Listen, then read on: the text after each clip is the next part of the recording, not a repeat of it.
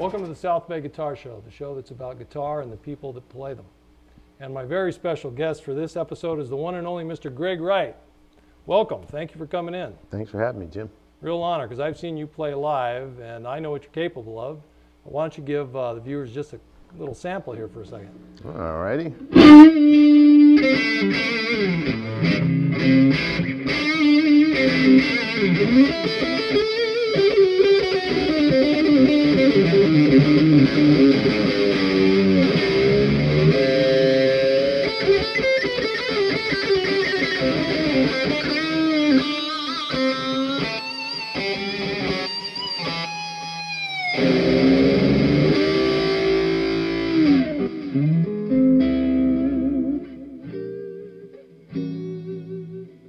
Excellent. That's great. Now, to get that sound, I notice this guitar is special to you, and if you would, tell us about this. Yeah, this is a custom signature guitar I had made by a company in England called Fret King. A guy named Trevor Wilkinson, who designs bridges. That's what he's mainly known for. Mm-hmm. But he's a great guitar maker, comes up with genius ideas, and he approached me about making a guitar. And I told him about this custom guitar I had made back in the 80s for the Jackson's Victory Tour, Right. which I donated to the Hard Rock Cafe, you know. And So you missed it. it didn't set well with me Yeah. for a long, long time, you know. It's just like, you know, guitars are not made for walls, they're made to be played. That's right. So I told him that sob story. And he says, well, I just happen to have the specs of that guitar because I used to work at Charvel. So he had the specs to it, and this is basically exactly it, but with some improvements. You know, the original had a Floyd Rose locking tremolo, Right. and we put one of Trev's bridges on here, which works just as well at keeping in tune, you know.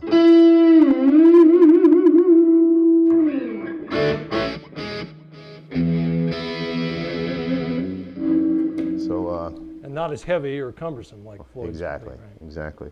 So that it's a bit more streamlined. And we have a P90 here, as where the original had a humbucker. Okay. We have this P90, a nice sort of creamy sound, a little more growl than a single coil, Right. but not as quite so as three mushy single as coils. You have this. yeah. In this place.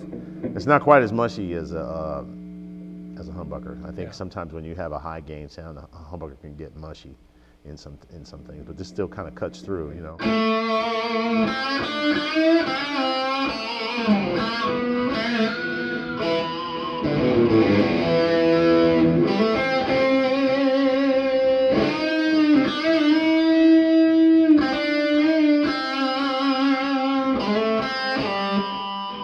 Oh yeah, that's very bright, very nice. Then you can knock it down to sync, just straight single coil.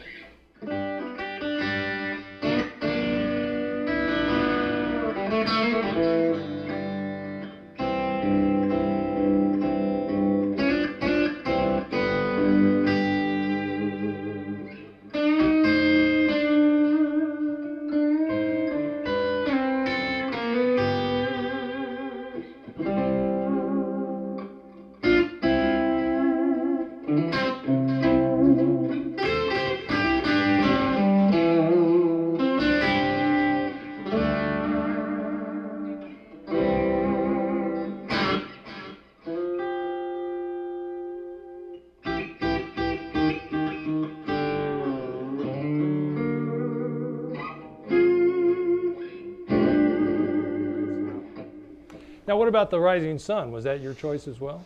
Yeah, yeah. Just make it stand out? No, actually, it means I'm just a complete imperialist. Okay. Just, every ray means I'm taking over every part of the world. Hey, that works. No, I basically, when I had this made for the Jackson tour, and I didn't even give this any thought originally, I just wanted something that you could just see from far away. Yeah, yeah. Just unmistakable, okay? Right, And stand out. I saw the flag in one of those, the Japanese flag in one of those World War II documentaries. Mm-hmm. But I'm told in some parts of Asia, they would find this sort of offensive. So, Oh yeah. I didn't even realize. I didn't even think of that. You know, I was just thinking, hey, that It looks happens. cool. One culture to another. Yeah. Now, also to get your sound, we're going to get into what you brought just for tonight, the amp and the effect. But now, I wanted to ask also, on this guitar, this is unique just to you. There's no other additional models. Nobody else could go out and get this guitar. This Actually, is yours. they have we're marketing these. You're going to. We're selling That's these. what I wanted to get to see if that was possible. So that's good to know. Yeah, it's called the Fret King Black Label GWR for Gregg Wright. There you go. Good Signature plug. model. Now, obviously, to anybody that can see on the screen here, that you're playing what's considered reverse, like Albert King did, with bass string at the bottom and the high E. So, Right. Tell us about that. How you got into that initially? Well, when I started out, I had no idea. I mean, completely clueless. Right. Not the foggiest that there was a such thing as left-handed guitar. I just thought there was guitar, and you either played it right-handed or left-handed. It didn't matter. That's what I thought. Right. And then, you know, when you go out and you buy, you know, your first chord book, of course, all the diagrams are vertical. Right. So, you know, you look at it and you go dot, dot, dot. All made sense.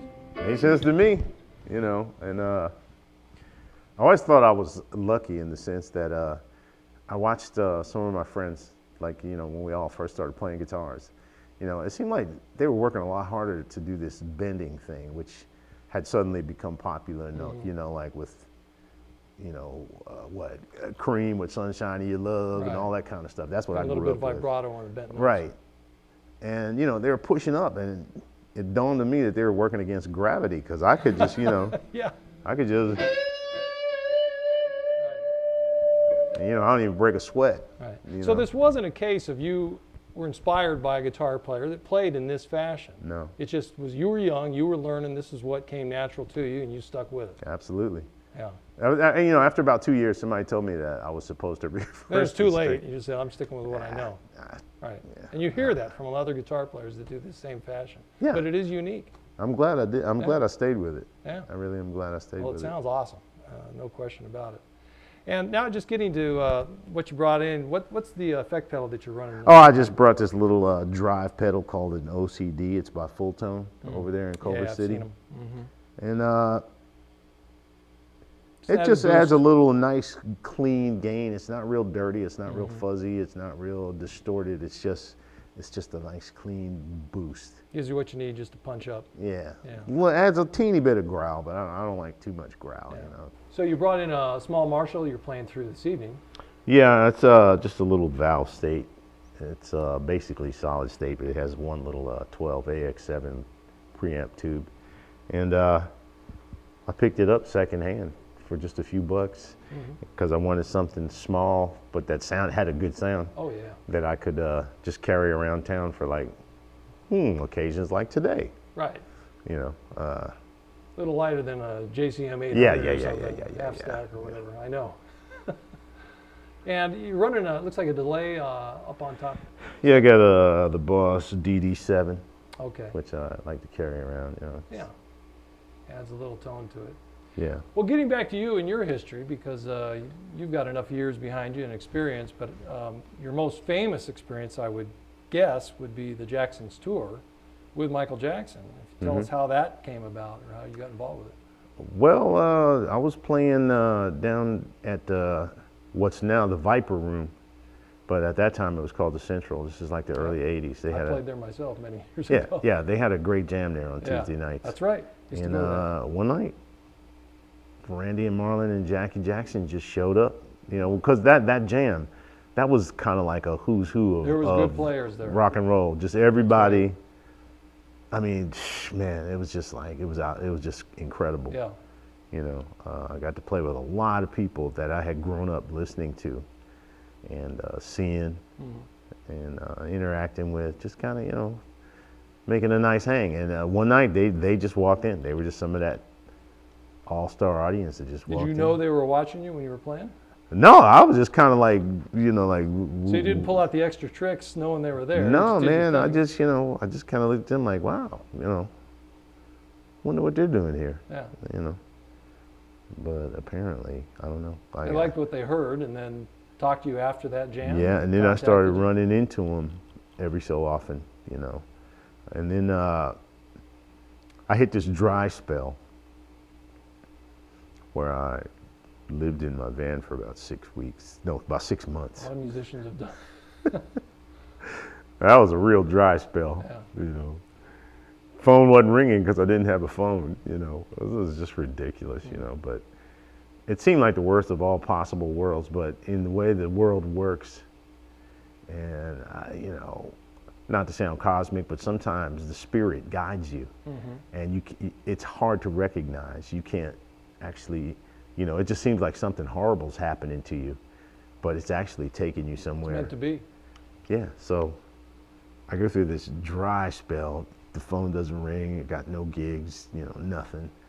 So I go down to what used to be called Guitar Road, down there where Guitar Center is now. But they had all the shops, right? So I just went there knocking on doors. Yeah, man, you know, I know how to repair guitars, blah, blah, blah. And I ended up working at this place called the Lawrence Connection right there. And it was Bill Lawrence, the guy that makes the cables and the pickups and all that kind of stuff. And that particular shop was one of it was an all-star clientele. Like the first person's guitar I ever took an order on was Joe Perry of Aerosmith. I was just in the shop by myself, you know. He just walks in and hey man, you're Joe Perry, you know. And it just was like that all the time. Right. And then lo and behold, I hadn't seen the Jackson brothers in a long time, and 3 of them walked in, bringing the guitar in for repair. They didn't know you were working there. They just No. They just brought the guitars in, and they're like, hey, you're that guy we saw. Yeah. I was kind of embarrassed, you know, because I wasn't working. You know, I wasn't playing anyway. Right. But they came back, picked up the guitar, and they said, you know, play something. And I played something. And that day, they invited me to go play on a session for their record they were doing. This was with them without Michael. No, this was it was called, at first it was called the Reunion Album, because all the brothers were going to get together. But it ended up being called Victory. And they invited me to play, and, you know, just started hanging out. But then you had to learn all the Jacksons' catalog. How much time did you have after they told you, hey, we want you to be on this tour with us to get ready? Well, the way it was presented to me was, it was Randy. Randy I became probably the friendliest with and interacted with the most. And he came to the guitar. He came to the Lawrence Connection one afternoon, and he said, you know, let's go to lunch. I need to talk to you about something. So I couldn't imagine what that could be, you know, but he just told me, he said, you know, would you be interested in playing on a tour, you know, that my brothers and I are planning for next year? And I'm like, you know, Rand, I'm sorry, but I'm really happy dusting floors and yeah, my little $1.50, you know, 8 hours or whatever the hell it was. Then you knew big money was potential. Yeah, no, you know, I just told him, yeah, you know, that sounds nice. What's the plan? And he said, well, he said, you know, I can't tell you right here that you have the gig, but what I can tell you is you'll get an opportunity to audition, and, you know, they'll be watching you a little bit closer, since I'm kind of sort of bringing you in, but you'll have to earn the spot, you know. If you get in there and somebody blows your doors off, well, oh well. Now on the tour, how many dates do you estimate you did? I think we did 75 dates, 75, 80 dates, something like that. And was this your first full-blown tour? Hitting the road, I mean, with a professional big show? No. You've done previous tours with other acts and other different people, artists. yeah. Not on that scale, not that I guess that's big. what I'm getting at. This was a big my festival seating and so My first pro gig was playing guitar for Gregg Allman. At the time that they were the biggest thing in America. Almonds, yeah. Yeah, but this was a solo tour. Matter of fact, it's what brought me out to Los Angeles. I see. I was playing on the Southern Circuit. So you weren't green. You had road experience, so you knew what you were in for in doing this. You know, I was only green for about the first year and a half that I played. Things just happened fast. I remember the first real chance that I got to just spend a summer just diving into guitar, just full bore. I just couldn't seem to help myself. Within 2 years, man, we had a badass little local band that we were already opening up for big national acts at colleges and stuff. You know, even though we were all only like 17 and 18 years old, but we were tearing the place apart. So, well, what do you say we try a little bit of to hear some of these licks? I'm interested in because you had to learn all the Eddie Van Halen stuff on the Beat It song on the tour, and I've seen that on the YouTube video. I just laid down the bass line for it. Kind of yeah, you know, the kind of way we worked it out was we had a solo in 2 spots. In the middle, which, you know, Michael wanted me to sort of at least somewhat mirror the Eddie Van Halen solo. And you had your own freedom after. And then the second, on the tag of the song as it's going out, I could do just whatever the hell I wanted to. And then I found that, you know, a lot do more. whatever you want. I'll just okay, well, I'll do some flavor to it. Yeah, good.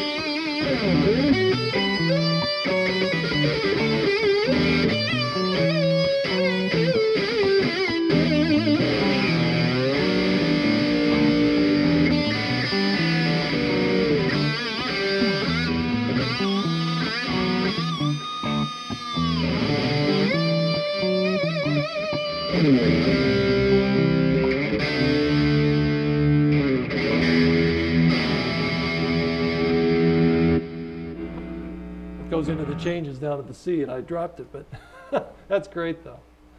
Now, to your knowledge, did Eddie ever catch any of your shows? He came and played with us one night. Did he? Yeah. Did he still do the solo part, or did we did some trade-offs? In the tag, yeah, we did some trade-offs. You know, that was a lot of fun. That was actually kind of funny because there was at Texas Stadium in Dallas where the Cowboys used to play, and it was hot as hell. Why you would book Dallas, Texas in July? I mean, people were just dropping like flies, man, because, you know, humidity and yeah, and it was hot, you know, and they had the whole playing surface, the field, that was all like shoulder to shoulder seats, and of course everybody's up and jumping and dancing, and you know, it's already 100 degrees outside, you know. what? And the field was 50 feet below street level, so there's no breeze. Oh, so it was like a valley. So people were just like like dominoes, you know. Yeah. But what I remember about that when we started trading riffs at the end was that it looked like a tennis match, you know, to the audience. The audience looked like a tennis match, you know. It was like, you're watching their faces. you know, 80,000 people all in sync. Yeah. Doing that. But yeah, that was fun. That's great. Now, obviously, another influence to you that I'm aware of that is a favorite of mine is Jimmy, who we have honored here in the portrait. And I know that you love to play a lot of his stuff. You want to try a little bit of some jams on some of his material? Yeah, sure. We talked about maybe doing something in A, the old villain. Yeah, sure.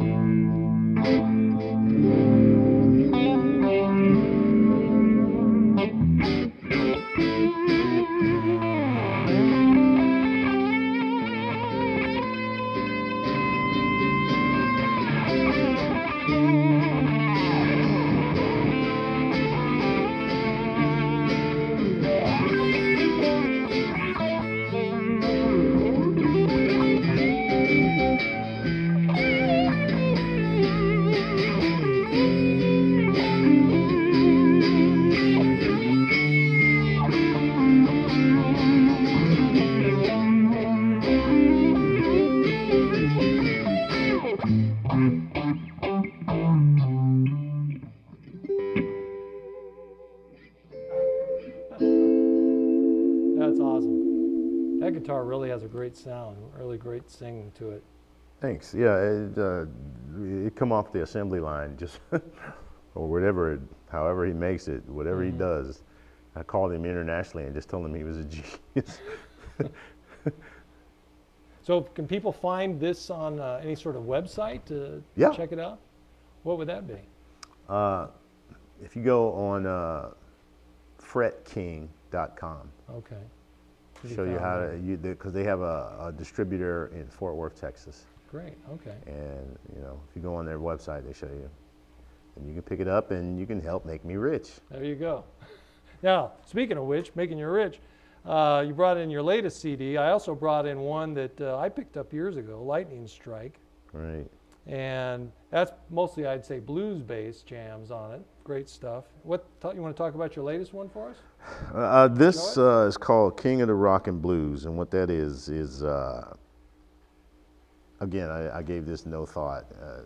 People thought I was talking about myself, but I wasn't really. Basically what I was talking about was like, it's sort of a Johnny B. Good type of character, but in the blues.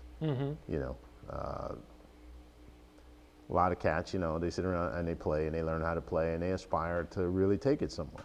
And that's basically, it's the story of all guitar players. So that's what this is. I see. But this is even more so blues oriented than Lightning Strike. Right. And speaking of blues, here in the South Bay, the Lawndale Blues Festival, you're going to be playing with someone we both know and you've been playing with for quite a while now, is Rosalie Brooks. Well, I just started playing with Miss Rosa just early last year. Now, about a year? Yeah, early last year. I was familiar with her work. Right. And her real claim to fame, of course, is the first person to make a recording with Jimi Hendrix. Right. He was an unknown. Right. Which is quite a collectible if you can find that single. Yeah, it's on West Coast Seattle Boy. That's right. That's right. The reissue. Yeah. So I'm looking forward to seeing that when you guys come to town. Yeah, it's fun. It's a lot of fun. Yeah. Well, why don't we try another little jam here? Maybe something in. What did we try earlier? A little blues in B. Oh yeah.